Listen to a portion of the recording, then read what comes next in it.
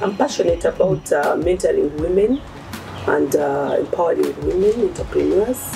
I have mentored more than 10 women, and they are successful and doing so well. And I think that's why I'm so close to Aisha, because from day one I met with Aisha. Our brain is connected. We are passionate about women entrepreneurship.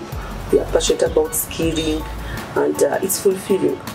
When you touch a woman and you see her happy, we have these big hearts where we open up, where we want to see others happy. So when you touch one woman and she's happy, more than 10 are also going to benefit.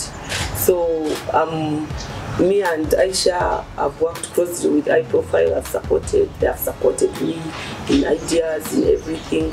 And I believe this candid conversation that we started yesterday is not going to just stop here. 2-3 years from now, it will be so many women will have benefited from this. Because at times there's this complex naturally in women, like, can I do it? How do I start? Is it possible? Can I do business without capital? So through such information sharing, because we believe that you can do business without capital. And if you do not share a story that I started without this, I tell people I started with $700,000, that is around $200 from a friend. And 15 years down the road, I will talk over 10 billion turnover. So I've mentored people who have come with nothing, financed their first jobs, and now they're also talking of 2-3 billion turnovers. So we need to motivate women. It's about the idea. It's about having an idea and put it on table.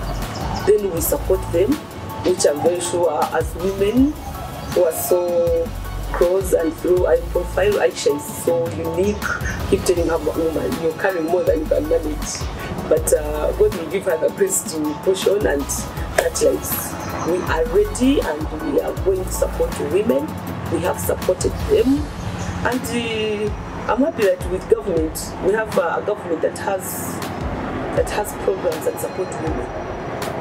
I will talk about, I don't want to be political, but we have these programs that support women, and they need to be guided. They need to be put together, and the world will change. I must say that government of Uganda has done more than enough, and it's still doing more. And this is because it's about affirmative action for women. They are supporting women. We have so many programs supporting women. Actually, recently the Rotary is scared, and they are starting a program for boy child uplifting, because government has focused so much on ladies, on girls, on women. We have programs like UWEP. We have programs with Ministry of Gender and private sector.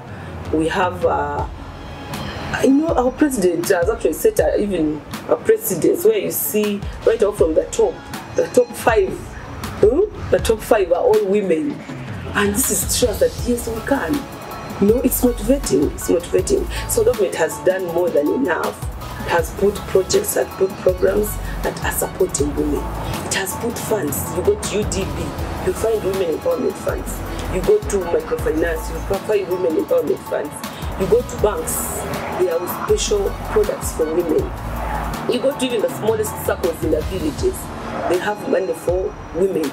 I happen to chair a farmers circle, and we've had a facility from Abbey Trust, Abbey Finance Trust for women, where Abbey Finance Trust has realized that women do not have collateral, and they gave us 500 million for women unsecured for onward lending to women without collateral.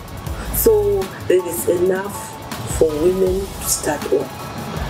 The challenge is the awareness.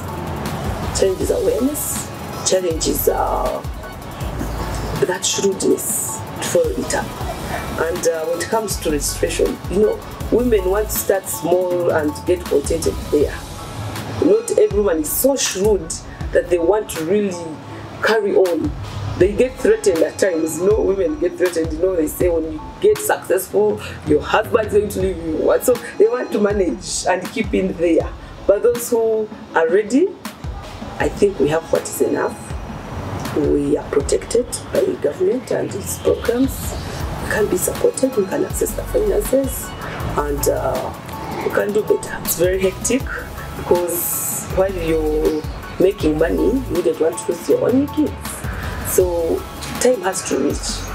I will not say for like 5-10 years ago, it was really hectic. I was even forced to put all my kids in boarding because I felt I was not giving them enough time. But in holidays, I make sure I let go because I love my kids so much and we must spend time together. Like this summer holiday, the 3 months I've been off businesses. We went for a holiday in Mauritius, we went to the village, we are home, I spend time and leave home around 11. The beauty of being self-employed is that you set your time. You set your time, you set your goals, you set what you want to achieve.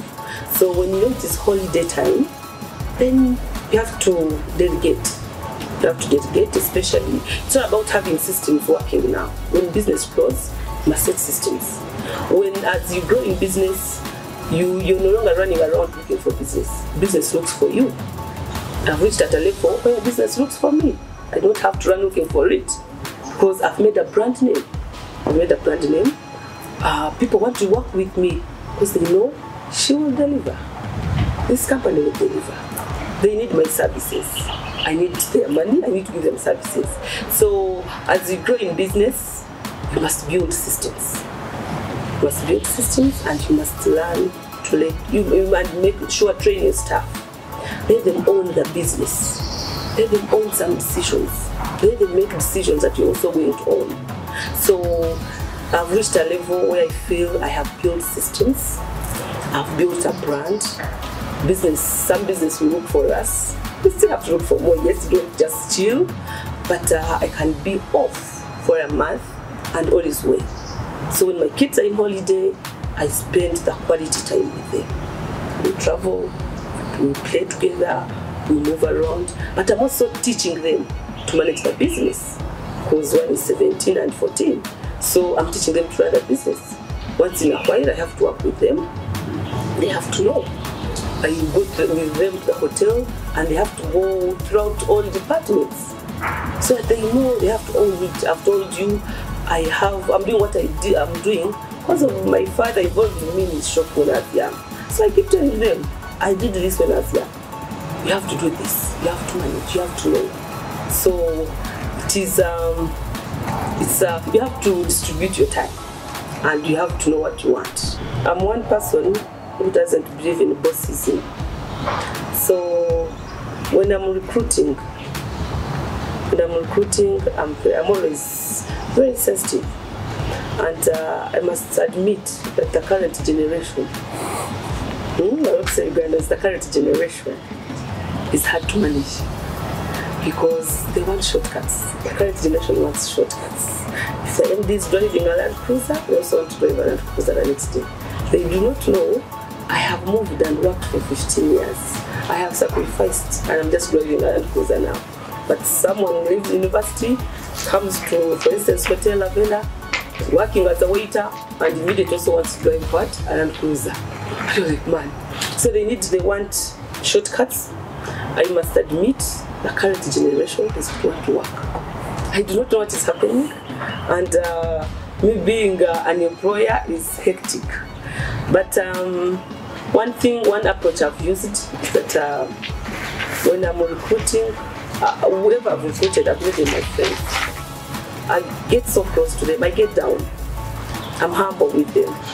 And I use the Jesus approach. I do, you do. So there's nothing like MD cannot do this. There's when I tell them I can run this business. By the way, guys, I can run this business. I will not go to the washrooms, find them dirty, and come to call you. Come and do this. I'll do it. When I do it, the next day you do it. So I've tried to, first of all, training. I've tried to train, but we're in a sector where there is competition for the trained staff because there are very few. You train, the next day someone grabs them. and then you're like, okay, but you don't give up.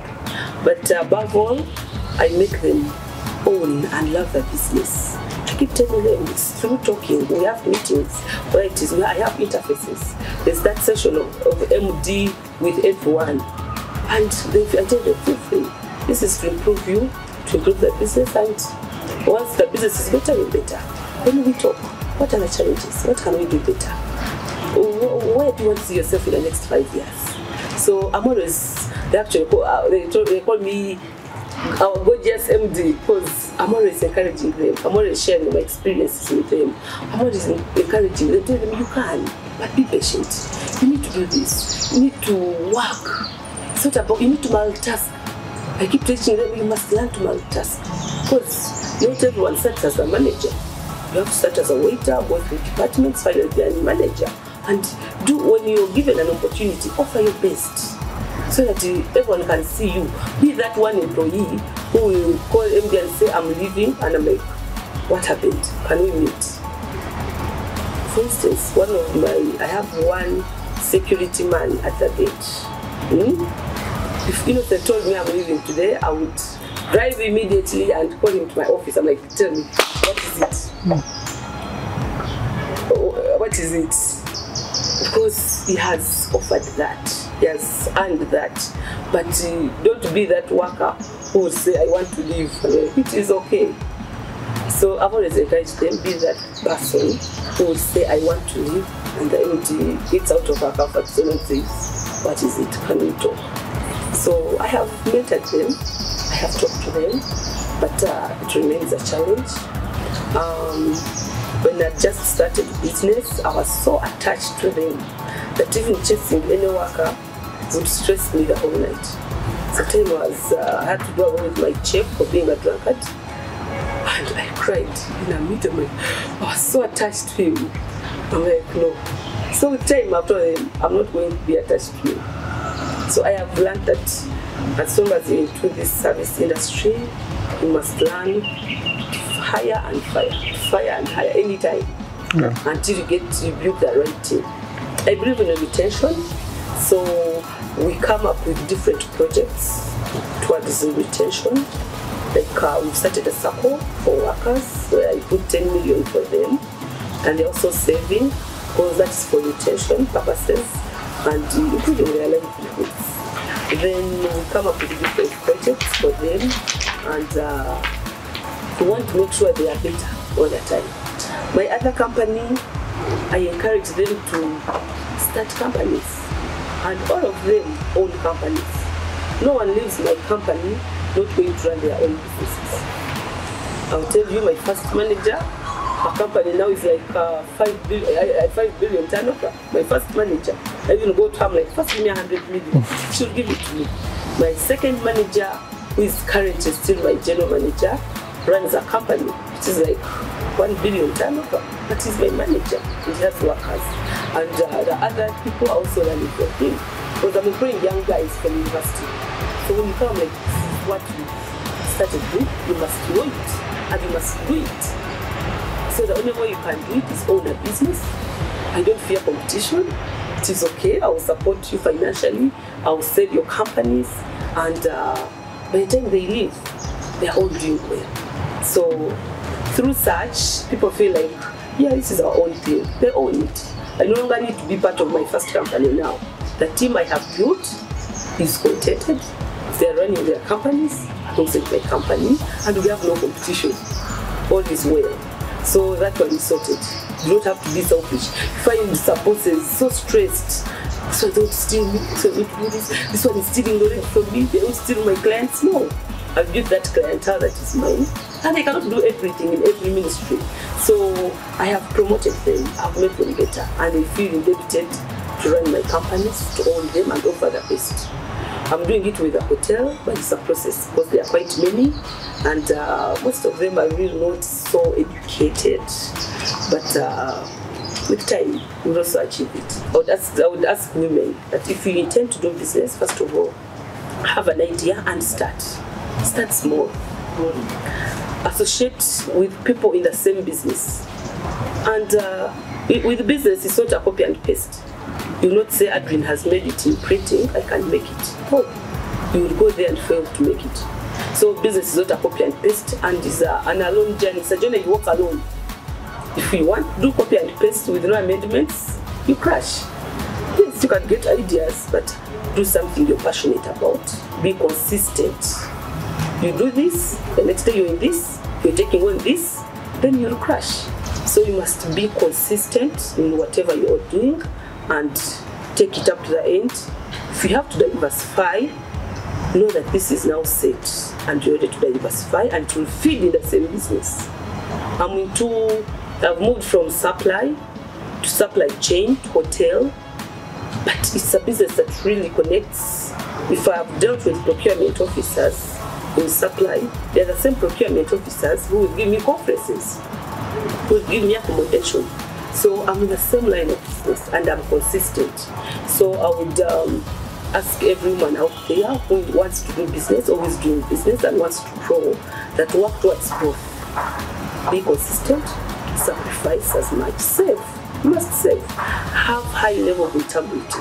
Financial integrity is key. Be honest. Don't make a deal here, then you run out with someone's money. Don't get a facility if you have to pay your loans because you want to buy a very beautiful house. Don't do this. Be yourself. Be humble. Keep the humility. Have some level of integrity and be consistent and love what you're doing. And try to know more.